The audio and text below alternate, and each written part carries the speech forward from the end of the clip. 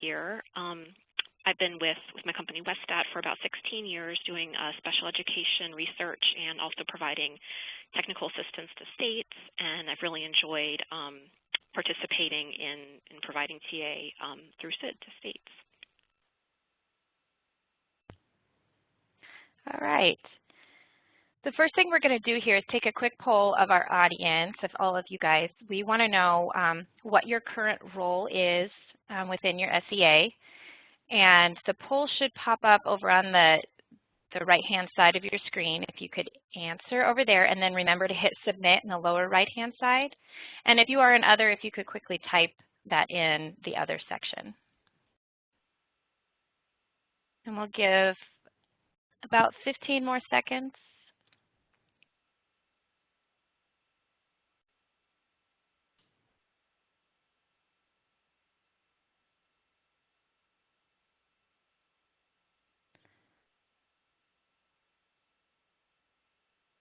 All right, make sure that you have hit submit.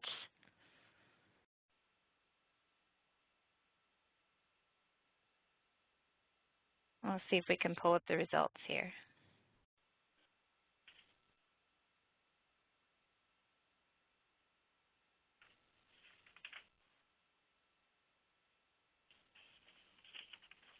All right, so it looks like we've got a decent mix and a lot of others on the line.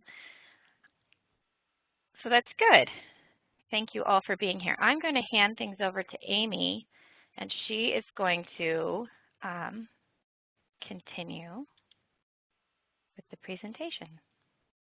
Okay. Thanks, Sarah.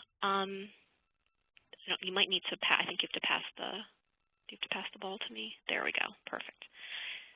So we have another poll that we wanted to start out with, just to kind of gauge your familiarity with the topic that we'll be covering today, step 3, which is identifying and documenting the data elements into a data repository.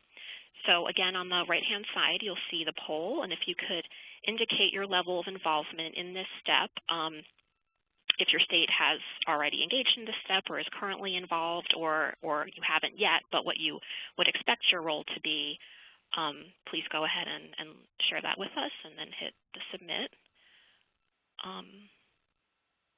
It looks like. And for those of you less familiar with the toolkit steps and tasks themselves, step 3 is focused on identifying the data that you would potentially integrate as part of an integration effort and documenting the data itself and associated metadata with that. And it looks like that a good chunk of you would be somewhat involved. So that's good. Sounds like you're in the right place, and a lot of you also fully involved. So this should be hopefully a useful webinar for everyone. So we're just going to start out now with a kind of brief overview of the toolkit itself. The reason it was developed was because CIID was working to do integration with states, integrating their SLDS and special education data. There didn't seem to be a real common process or tool available to help facilitate that integration. And also, there was a lot of different vocabulary being used and just a variety of the level of understanding in terms of what was involved in this effort and the activities that are required for integration. So in response to those needs, CIID developed this toolkit with the purpose of establishing that common vocabulary and understanding around integration, and also as really a roadmap or a guide for states that includes what is believed to be the core kind of requirements and big steps for integrating data and the tasks that are part of those steps. And also it includes templates and guides to really help states go through that integration process and accomplish those activities to integrate their data. The slide you're seeing now shows the 7 major data integration steps that are included in the toolkit. We're going to be focusing on step 3. That is the one in bold on the top right. Briefly, kind of what happens leading up to step 3 is that you're going to identify why you are integrating your data. That's using the use case process to articulate the need and reasons for data integration, and then developing your project plan to support your data integration efforts. So leading into those activities, then you will be going into step 3, where you will organize and locate the data elements that are part of the data systems that you'll be integrating. And I just want to point out that even, it looks like this flow chart here, the process is by no means linear. You may be accomplishing these steps in a different sequence. You may have to go back and repeat steps, and it really varies from state to state, and there's no set, mandatory way to work through these steps. A little bit about how the tool guide's organized. Again, there's these 7 larger steps. Within each step, there are tasks. There's a total of 24 tasks across the 7 steps, and it varies from step to step how many associated tasks there are. Each task is set up in a similar way, where there's a description of the purpose and the outcome of the task, activities that are part of completing that task, some general timelines, the staff members who will probably be participating in the task, also some lessons learned, and links to additional related resources. So now diving into step 3, this task, again, is really focused on identifying and documenting the data sets that you're going to be integrating. So kind of at a higher level, looking at what those data sets contain, and also thinking about the reporting and the process considerations that are associated with each of your data sets that you'll be integrating. And then going a little bit deeper, looking at the metadata that's associated with each of those data sets, the elements in the data sets, including things such as the element names, definitions, and option sets. So essentially in step 3, you're going to be organizing all of your data system information into a document that will have detailed information on all of your elements, and using the CIID Align tool to accomplish that. And at the end of this step, what you'll have organized and documented all of your elements that you'll be integrating, and then leading into the future steps of actually doing that integration, but kind of getting all of your information and elements ready. Step 3 is made up of 2 tasks. The first task is where you'll identify and locate within your systems the data sets that you'll be integrating. And I'm going to walk us through that first task, and then we're going to have representatives from a few states who are kind enough to share today their experiences related to this task. And then Sarah will be discussing task 2, and that is really the organization and documentation of your data sets using the CIID Align tool. And then again, we'll have our state presenters share their efforts and lessons learned around that task. So step 3, task 1, and again, task 1 is where you'll be identifying the systems that you'll be integrating. And this task includes 4 different activities that we're going to walk through. In the first activity, that's when you're going to be really defining exactly which data systems will be affected by the integration. So right off the bat, when you're starting this whole process, you probably have in mind, I know which data systems we're integrating, but you really kind of want to go in deeper and really consider all of the different systems that are touched by those kind of primary systems that you initially think of for integration. So systems that might manage, collect, or report any of the data that falls under the scope that you developed in step 1 for your use case or your reason for integrating. Then in activity 2 is when you're going to bring the team together and figure out, okay, who's going to kind of take the lead on documenting our elements in our data system. And determining who those people will be, most likely the data stewards associated with those data systems, also IT staff, who are really the ones who know backwards and forwards the contents and the layout of the databases. Then moving on to activity 3, once those data stewards or the folks who are responsible for this activity are identified, they'll really get into the work of reviewing the existing documentation about the data sets, or potentially developing some documentation or filling in holes if that doesn't already exist.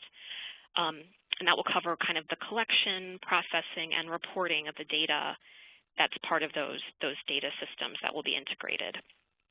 So you'll want to think about the actual content of the data systems, what are those elements, also federal and state requirements related to the data that are contained in the system, also the management of the collections, like the actual collection processes, how the data are being collected, at what levels, and the timing of the data collections, including those federal reporting deadlines and any internal deadlines as well.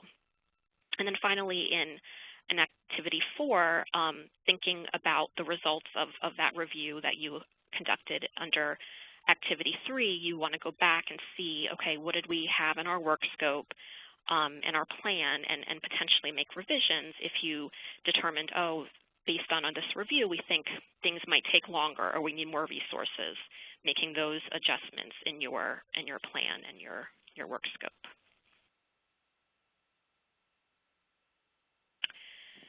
So there's a number of reasons why this is a really important step and task. During this stage, you're identifying those data sets that will be integrated and setting those parameters. And also, you're going to be documenting what elements you're going to be looking at further in task 2. So now I'm going to turn it over to Dean Folkers with Nebraska, and he is going to share some of their state's experiences with this work and some lessons that they've learned. Great, thank you very much. I appreciate the opportunity to share some of our story. We actually started the process prior to having all of these beautiful steps and tasks in place. And so having an opportunity to kind of retrofit the process that we used to the toolkit and the work that it now allows is a beautiful template for states to use to move forward. It has been a part of what we're doing. I also have the privilege of having Pam Taggart with me today, who was actually one of the people involved in the early work of doing this, what we're describing as step 3 and task 1 and task 2. So she'll be able to fill in where I maybe run amok as a part of the descriptions of what was going on, because I was not in the role of facilitating this at the time, but have reaped, if you will, the benefits of the integration work that has occurred for several years ago. So specifically related to activity 1 and how Nebraska sort of went through this process, we really focused on narrowing the scope of this work to what was required. What did we have to do from a federal reporting perspective? And at the time, there were multiple systems at varying stages of maturity in their life cycle. And so there was this kind of perfect storm of opportunity to rethink and redo some of the work that was going on. From the special education side, there was the special ed student information system, as well as the SRS system that still actually lives today as a primarily kind of an IEP system for our school districts. And so those were the primary sources of data collection and use. And at the same time, what we were going through as an agency is the implementation of the student level data record system that was affectionately termed at the time the Nebraska Student and Staff Record System, or NISRS. And so as we were going through that particular part of the process, instead of trying to take it all on, we really just narrowed in on what are the things that we have to do in order to help sort of reduce the burden and help make that connection. So through then and transitioning to activity 2, We, at that time, had also started to implement kind of a quasi-introduction space to data governance, and we, at the time, didn't really call it data governance. It was more about identifying the roles and what are the key roles of people in the process. And so we identified what we called data owners and data stewards. And the data owners were primarily the program owners. They're the ones that knew their program, understood the data that they were intended or required to collect. The data stewards were the ones that helped collect the data and sort of move through it from an analyst perspective. And so we tried to create a strong relationship and clarity of roles in that regard, which led well to the process of actually doing some elements of the mapping. And the mapping process wasn't sort of some beautiful magical formula. We, at the time, were implementing eScholar and utilized the resources from the templates in the eScholar data warehouse that really kind of served as the framework for us to do the mapping of what data elements we have and where they might fit and what they might look like. So that was sort of the element of activity 2. As we transitioned to activity 3 then, it really was for us a critical opportunity to think through the documentation and talk through again, reminding ourselves of the scope of what it is that we were wanting to do. And it helped that we had that limited scope for us in these conversations, because there were other kind of mitigating factors that actually still live today. And that's sort of this notion of when dates or deadlines of certain data pools are to be utilized. The state of Nebraska uses the last Friday in September as the statutory date for reporting membership, but of course the special education date is October 1st, and so depending upon the year, it creates some higher and medium levels of consternation because there's an amazing amount of things that can happen over a couple, 3-4 days. Ultimately, so as we transition into activity 4, we really sort of focused on the iterative process, and we're constantly going through the elements of refining, and as we, over time, built this into an annual review process. And so as legislation changed, as opportunities and needs changed, as requirements changed, we were able to create a consistent framework that was a part of our annual project plan that allowed for us to move forward and continue our sort of ongoing efforts in moving forward. So I think bottom line, the key in that part of the process is elements of flexibility. So that's a bit of Nebraska's view on the world. Great. Thank you so much, Dean. And let's see. So now we have Casey Elander from North Carolina, who's going to be talking a bit about what they've done in their state. Are you on, Casey?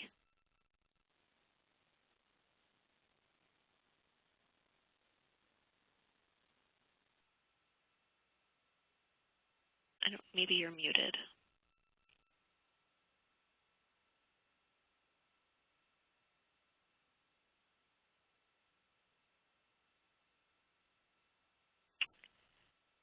Okay. So why don't we try to check in with Casey and see that they're on, but let's, I guess, since there might be some technical problems, Sarah, I don't know if you want to pick up at this point. Okay. Yep, I'll pick up here, and then we'll have some time after after task 3.2 to incorporate their presentation as well. Sure. So a big thank you to Dean for his presentation on Nebraska. It's it's a project and a process that I remember all too well, having been there at the beginning, and I think you summed it up very well. Let's jump into another poll. And now that you've heard a little bit about task 1, step 3, task 1, documenting your data systems, reporting processes, and all of that, let us know how you feel like you are doing within the SEA on this step and task. And it'll be another poll that'll pop up in the right-hand side. And again, I'll just remind you to hit that submit button once you have completed your selection.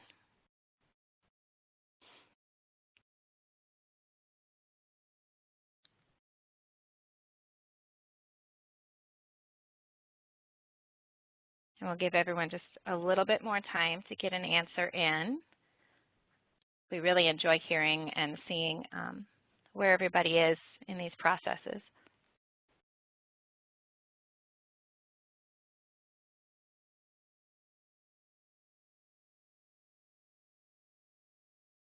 Give just a few more seconds.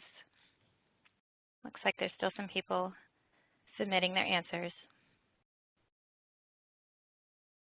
I was. Didn't we see my name on the phone, right? We did. Yeah, we put it in. Yeah. Yep, we can hear you now, Casey.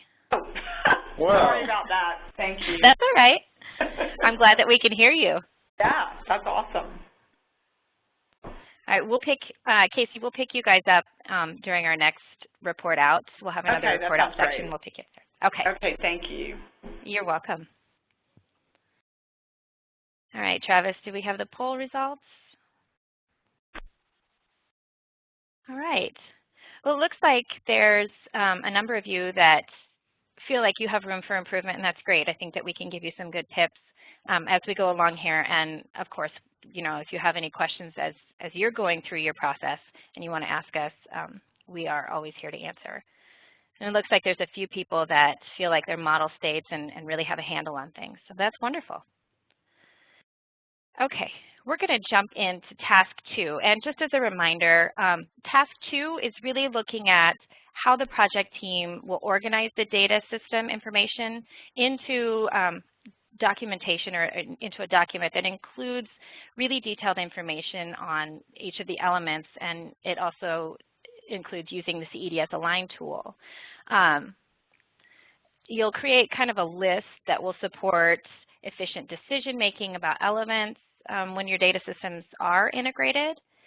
And once you've finished this task, your project team will have created or should have created and organized a list of all the elements with all elements attributed to being used during element analysis in step 4. So in step 4, you'll really take a look at those elements and go through an analysis process.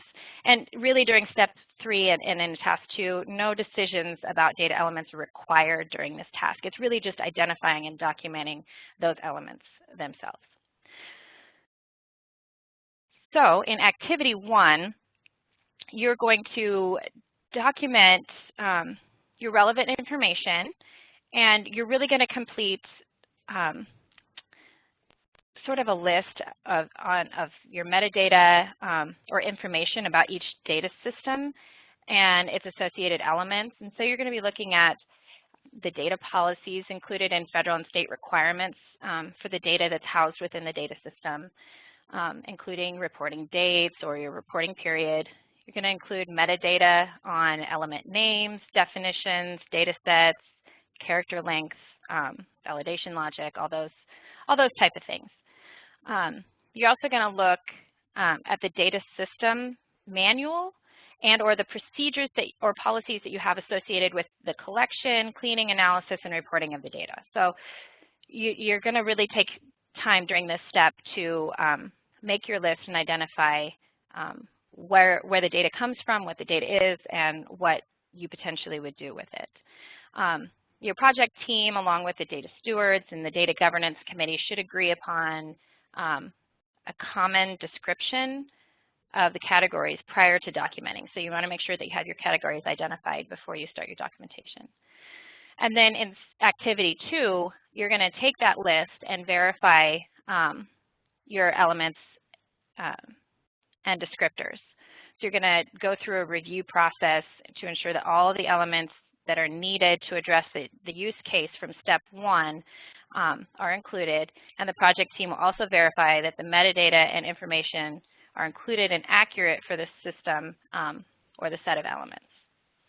So as I mentioned before when we talked a little bit about resources, the CEDS Align tool is a really great tool to use, and we really recommend that you utilize the CEDS Align tool in Activity 1.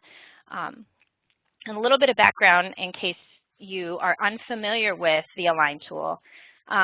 Within CEDS, the Align tool allows users to map their own data dictionary to CEDS. You can import your own data dictionaries, and it allows you to align with the elements that are currently in CEDS. It also will allow you to compare yourself to others, so any other published data elements, data maps that are within CEDS, you'll be able to compare your definitions to those that are published. And it also will allow you to analyze your data in relation to other CEDS efforts. So you'll be able to go through that. CEDS also offers individual training modules that will help walk you through the process of creating or uploading your data dictionary and how to align it to CEDS if you've never used or never been in CEDS or never used the Align tool previously. So here's, and I know it's really hard to read, but this is what the Align tool looks like within CEDS, and we're using Washington as an example here. So if you look in the lower half, where that big purple bar is, the first column there is the CEDS element. So it shows you what CEDS identifies. So here we're looking at the learner, the K-12 learner, and the demographic, and they're specifically looking at American Indian or Alaskan Native. So then what Washington then mapped to is their comprehensive data and research system. And they have a specific code within the comprehensive data and research system, and that ties to an element in the Washington Special Education Database. So that's how they align up to what CEDS identifies as American Indian or Alaskan Native. How does that come through from Washington? What does that look like in the Washington database? So that's really kind of a rundown on Align. And there's a lot of resources out there available to on the CEDS website to kind of go through and look at what Align does and what the other products that CEDS can do for a state. But if you have any specific questions, feel free to ask any one of us, and we can give you the right answer or find the right answer for you. So with that, let's hear a little bit again from our states, and we'll include time to hear from North Carolina in here as well. Let me back up to North Carolina's slides first, and we'll hear from them first, and then we'll hear from Dean again. All right. There you go, Casey. Okay, thanks, Sarah. I'm going to actually toss it over to Carl Pond, our Enterprise Data Manager, to give us all the history of what data integration has looked like in North Carolina, because he has been along for the entire journey. So we're going to let him take you down that road. So that's Casey's way of telling you I'm old. And can you hear us first off before I do this again? Yes. Good, because apparently we can handle master data management, but we don't know the intricacies of a telephone. Okay, so much like Dean, we had a lot of the same issues 11, 12 years ago with multiple data collections based on multiple requirements from multiple programs at the federal level. It created a major burden on our LEAs, because they were submitting the same data over and over and over again, because most of those programs were also requesting data that they were not authoritative for. So the programs never matched. And there was a lot of issues between DTS system, or my EC folks, and the data we were submitting to Eden.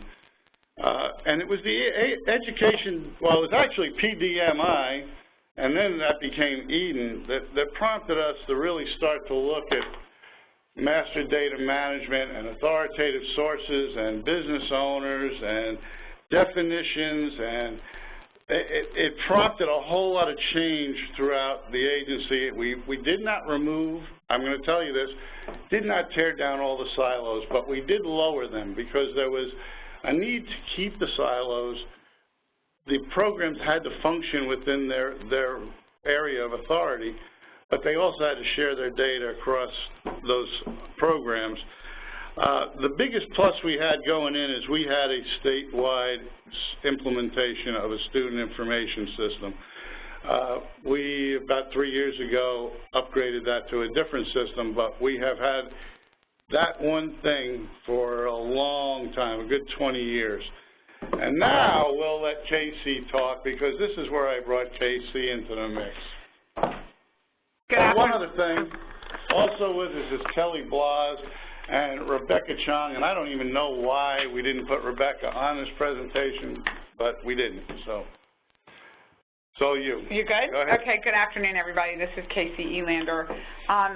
When I came on board with North Carolina, one of my first roles was as a member of a group that Carl put together called the Data Management Group here in the agency. And that group was basically consisted of business areas of the agency. Every business area was represented with a member on this group.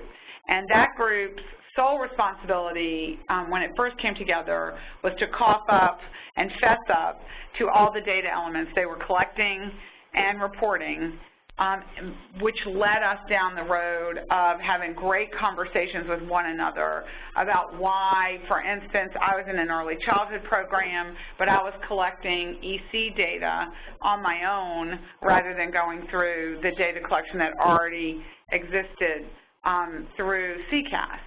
So what the data management group enabled were these great conversations to happen where my system stopped collecting EC data and I received the data through a secure transfer around the agency, the data elements that I needed.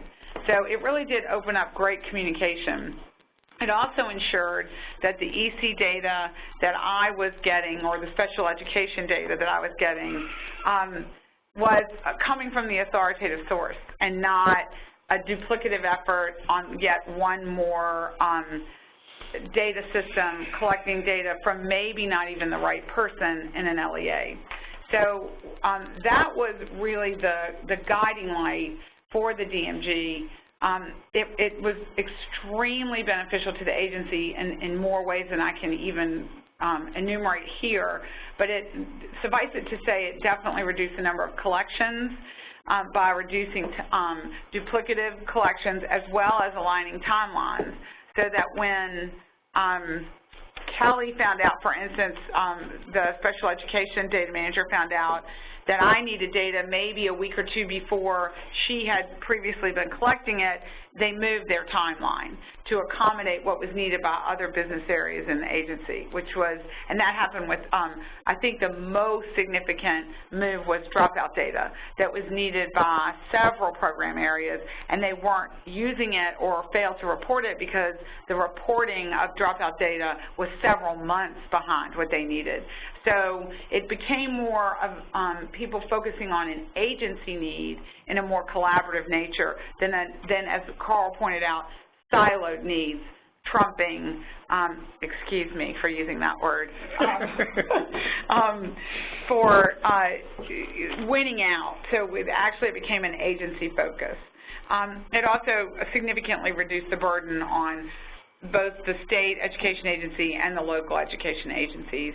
And surprise, surprise, it resulted in much more timely and accurate data coming into the agency and therefore getting to the federal government, which made some great strides for us.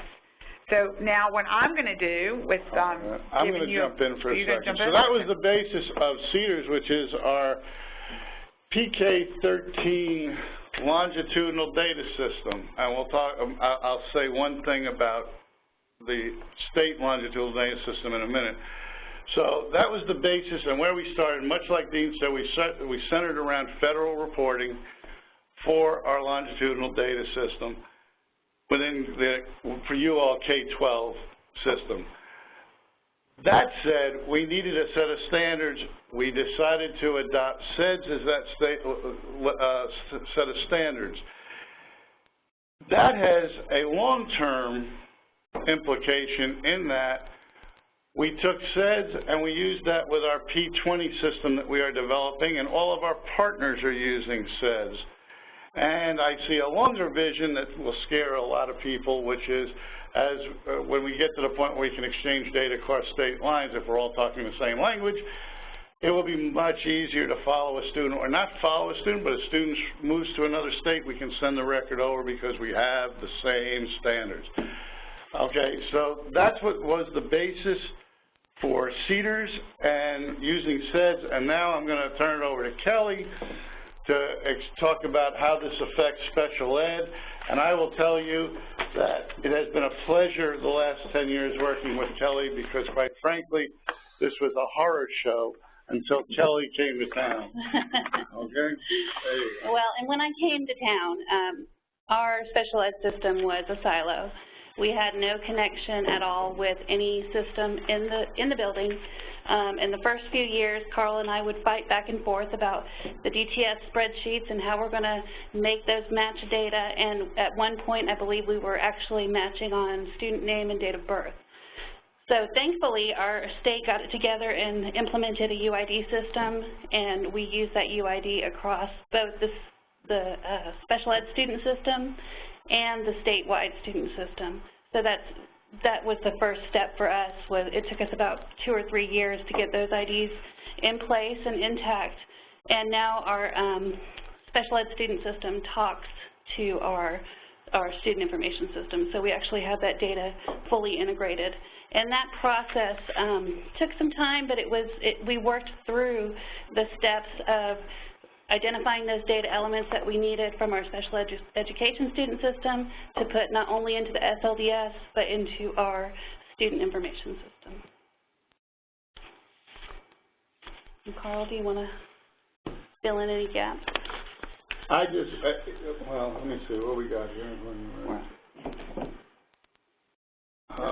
That pretty much sums up.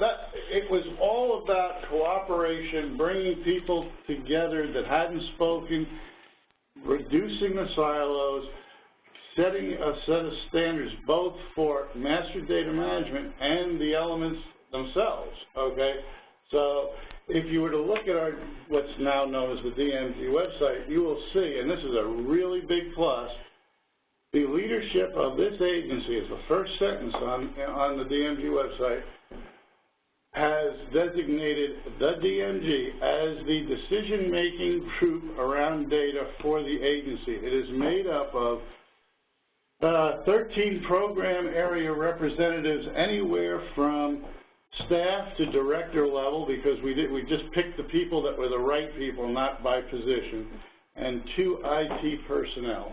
And I'll throw in there that it was a really big deal for us to have special ed sitting at the table. We actually have 3 members on the DMG, and I know from talking to other states that that's not always the case, and that special ed is forgotten on those boards. So it was a really big deal for Carl to include us and for us to have such a close working relationship. It also made it much easier for us to work with special ed, and I can tell you that Kelly and I have done this cooperative, wonderful presentation twice now, once for both the Eden and the OSEP groups, and once for the Eden group. So we get along really good, don't we? Yes, we do. All right.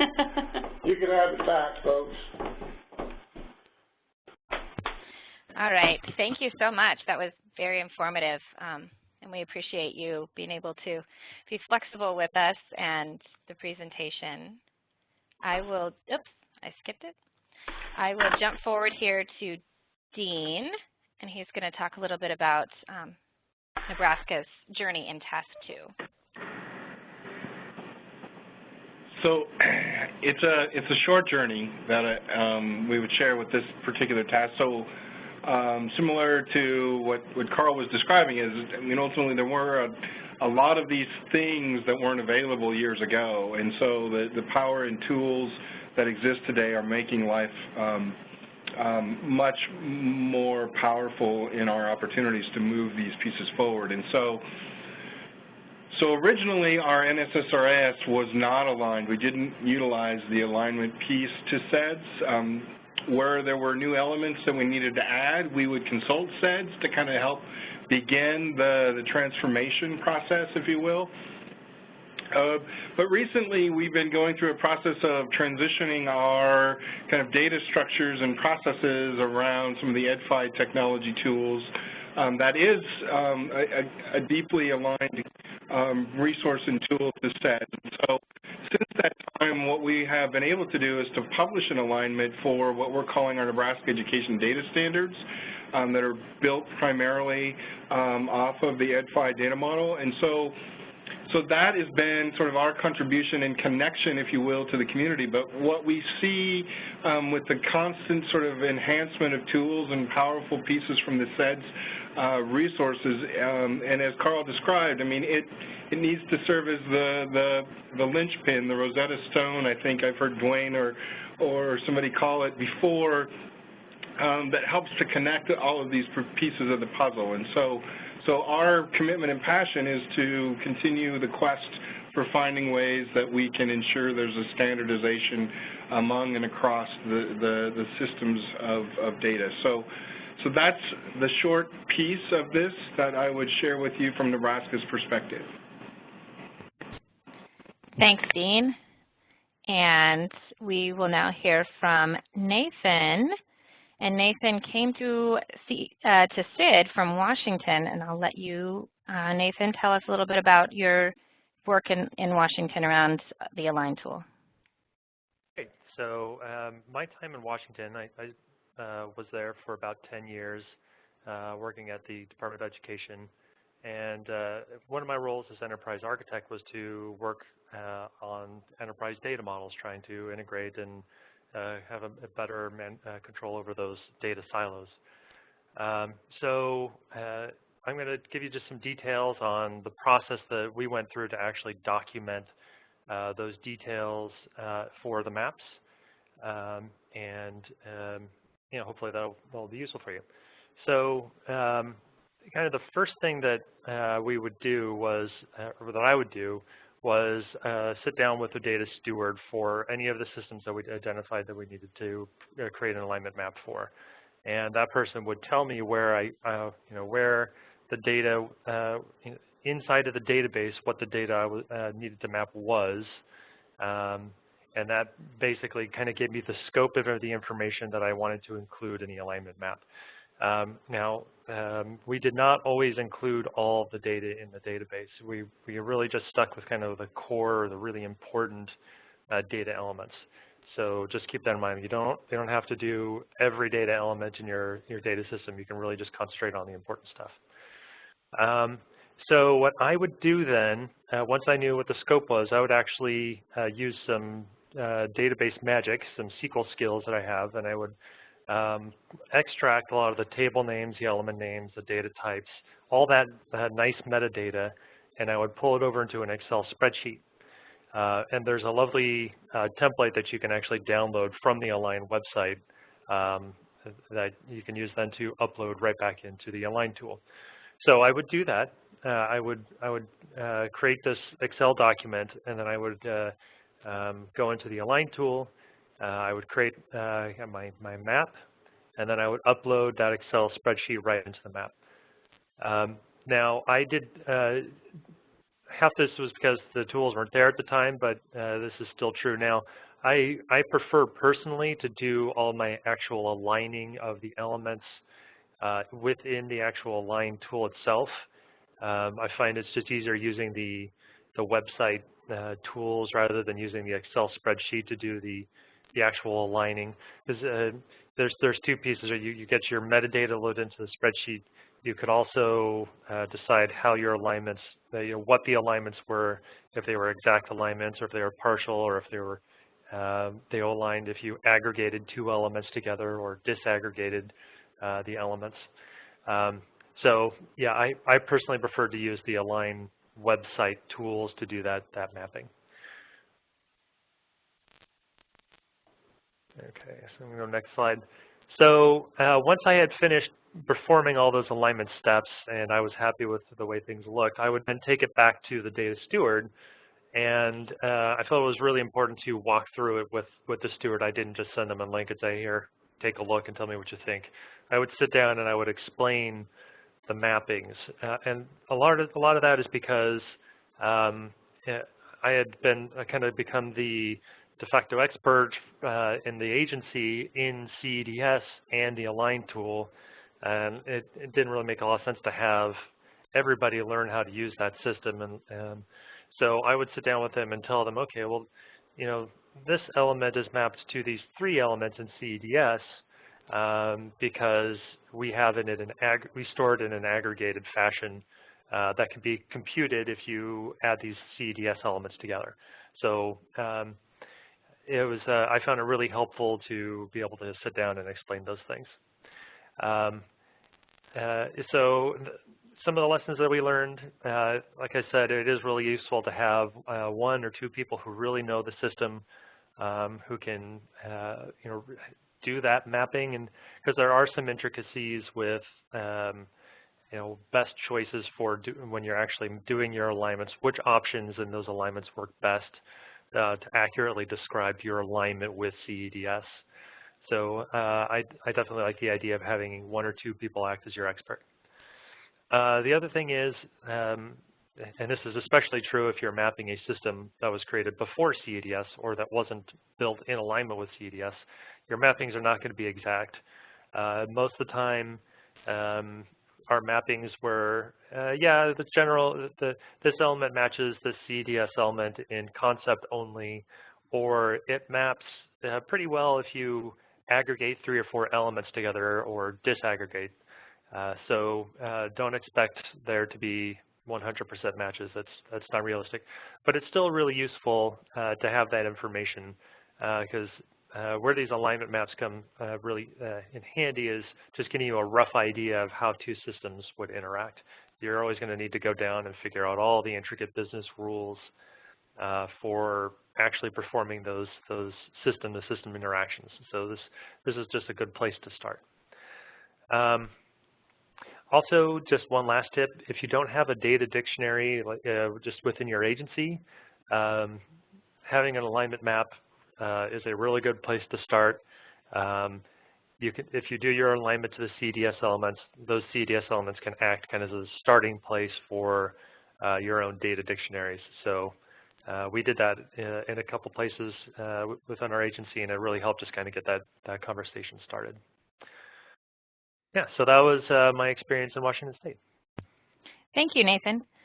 Okay, so you may be asking yourself why this task is important, and I think that you've kind of heard through all 3 states' presentations that in task 2 here in step 3, it'll help you identify your data elements from all the data systems targeted for integration. That way you will have, you'll fully understand the nuances of the data elements that you're going to be integrating. And it allows a way to organize your metadata about the data use, your policies, schedules, etc., which will allow your project team to identify areas of the data system and where support may be needed and where they might need to address that ongoing in the toolkit steps. So with that, let's open it up for a few questions. I will mention that we will pop into the chat box a link to our evaluation, and if you could fill out the evaluation while the presentation is still fresh in your mind, that would be fabulous. So now I will open it up for questions. If you have any questions, just pop it into that Q&A box.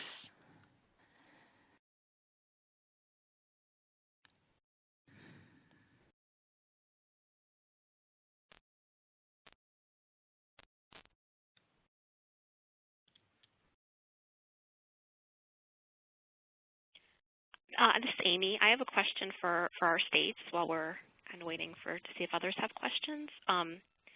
So Nathan, I know you talked about kind of lessons learned and advice for other states. I'm wondering, Dean and Casey, Carl, and Kelly, if you have, one or two really critical kind of lessons learned or advice that you'd want to share with other states who are embarking in this work.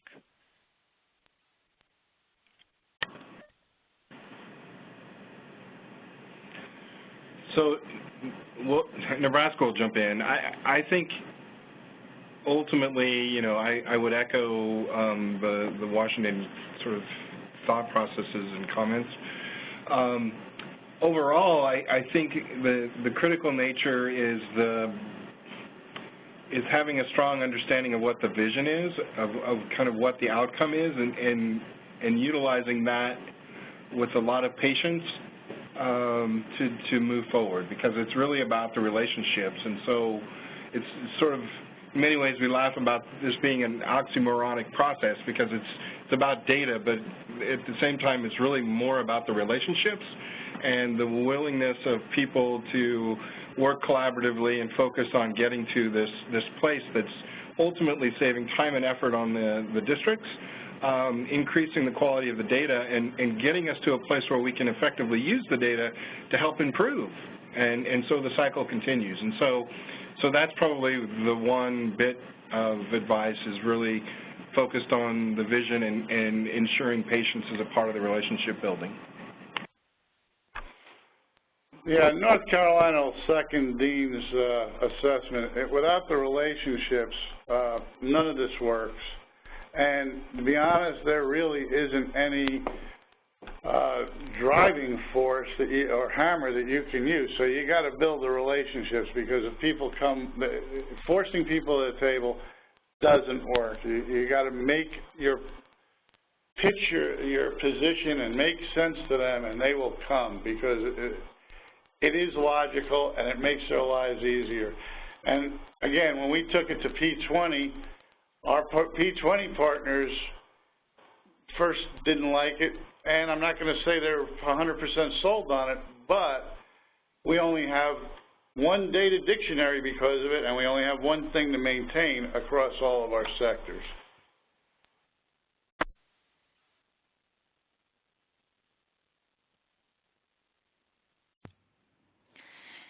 I have a quick question that's come through. I know we had mentioned earlier, so the question was, are there resources available to help states go through this process, this step, and these tasks?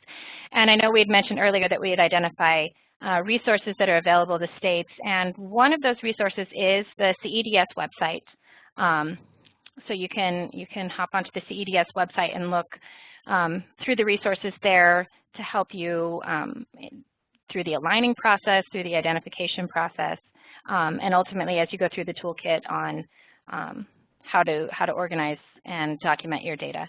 The other resource that comes to mind is the Data Governance Institute, and there'll be some information there within the Data Governance Institute on best practices and